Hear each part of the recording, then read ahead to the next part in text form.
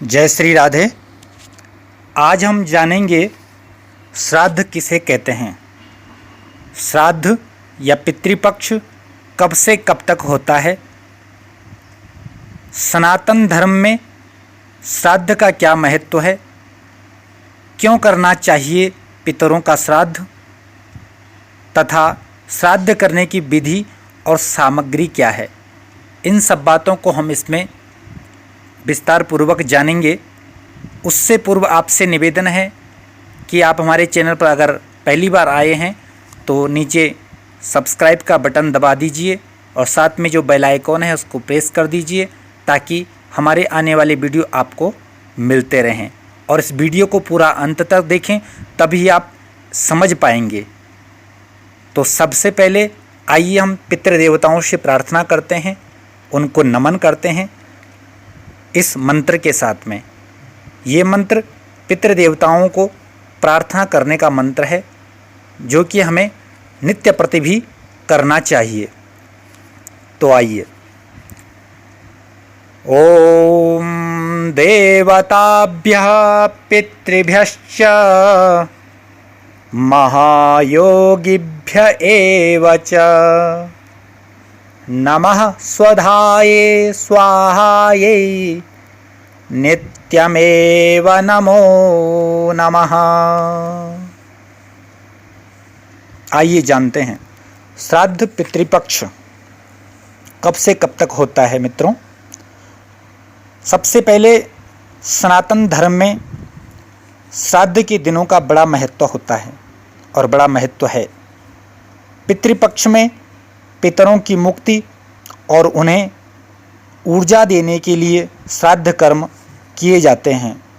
धार्मिक मान्यताओं के अनुसार अगर पितर नाराज हो जाते हैं तो घर के सदस्यों की तरक्की में बाधाएं उत्पन्न होने लगती है।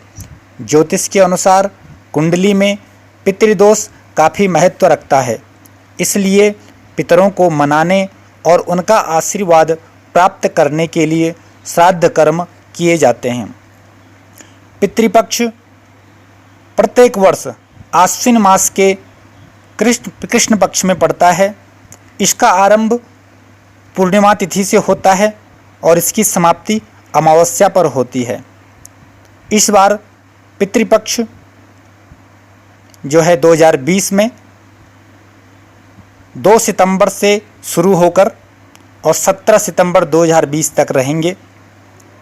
पितृपक्ष के दौरान कोई भी नया काम शुरू न करें और ना ही नए वस्त्रों की खरीदारी करें। अब हम जानेंगे श्राद्ध विधि। श्राद्ध वाले दिन क्या करना चाहिए और क्या नहीं करना चाहिए।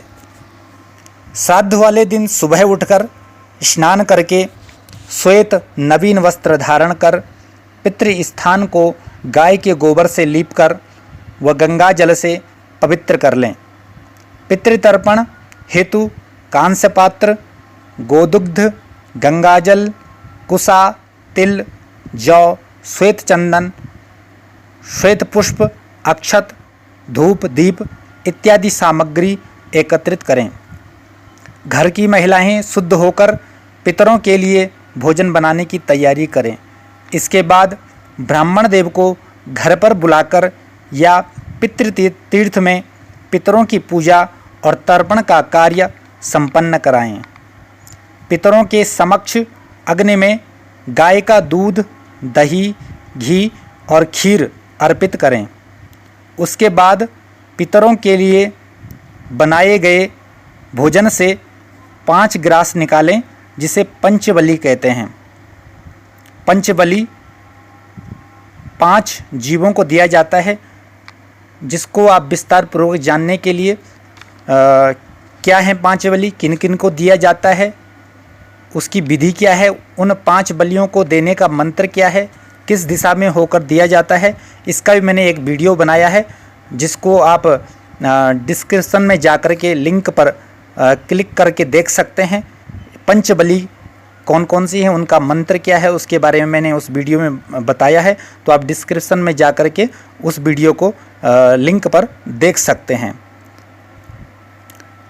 तो 5 जीवों को 5 ग्रास देवें, जिसमें से एक हिस्सा गाय का, एक श्वान का यानी कुत्ते का, एक कौवे का, एक देवताओं का और एक पिपीलिकाओं का यानी कि चींटियों का हिस्सा निकाल के रखें। इन पंचबलि देने के बाद ब्राह्मण को आदरपूर्वक भोजन कराएं, उन्हें वस्त्र और दक्षिणा देवें।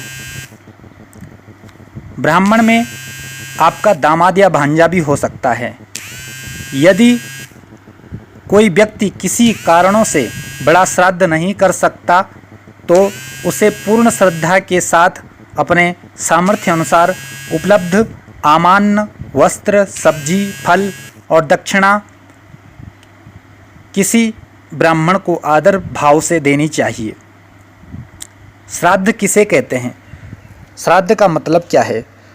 तो कहा है शास्त्रों में, श्रद्धा इदम श्राद्धम, जो श्रद्धा से किया जाए वही श्राद्ध है।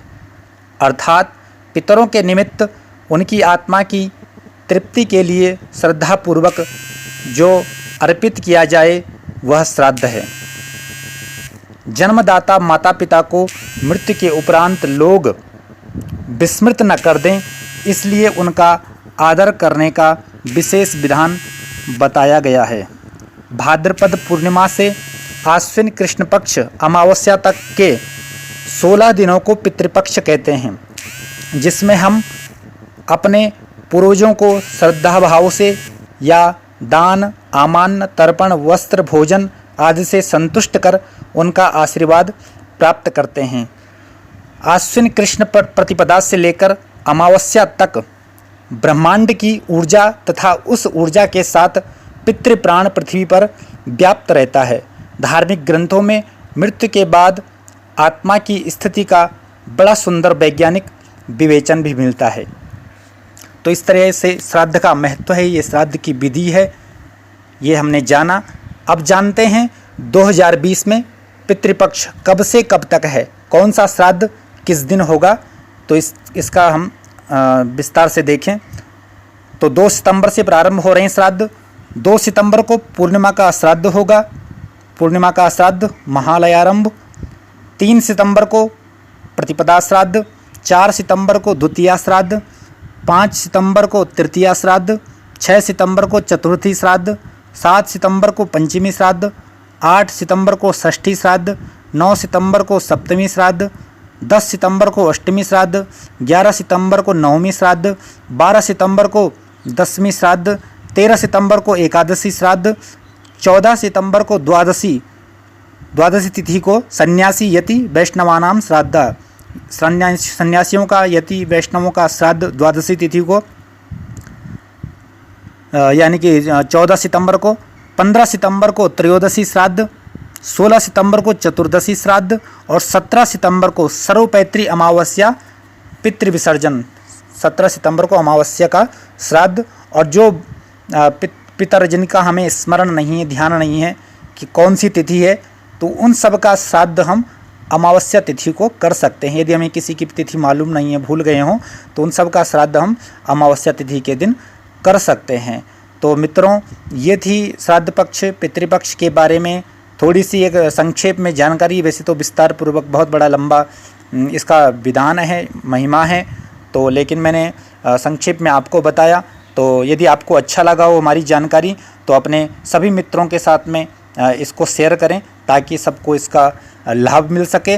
और यदि आपने अभी तक चैनल सब्सक्राइब नहीं किया है तो इस चैनल को सब्सक्राइब कर दें, घंटी का निशान दबा दें ताकि